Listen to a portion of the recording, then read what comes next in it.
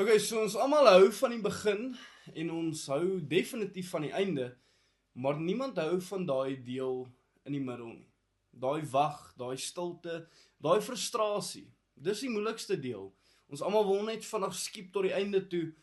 Maar my vraag vanoggend is, wat as God juis besig is in daai tussenin tydperk om iets te doen?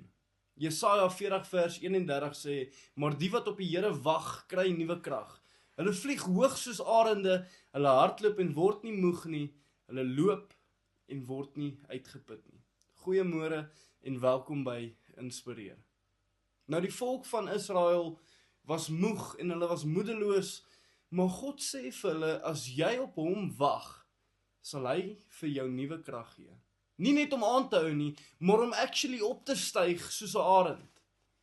Wag op God is nie net sit en niks doen nie.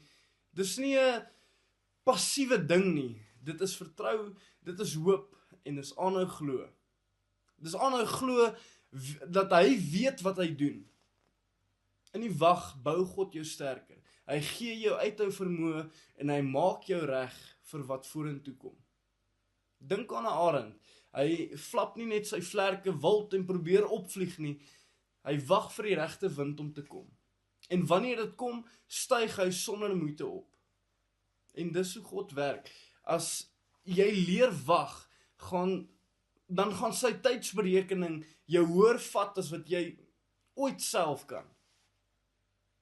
So moenie bang wees vir die wag nie. Dis nie tydmors nie, dis waar God jou voorberei. Jou tussenin is nie leeg nie. Dit is waar God jou regmaak vir wat vorentoe gebeur en wat vorentoe kom en wat volgende is. As jy op God wag, gaan hy jou nuwe krag gee. Hy het jou nie vergeet nie, hy is besig in jou tussenin tydperk.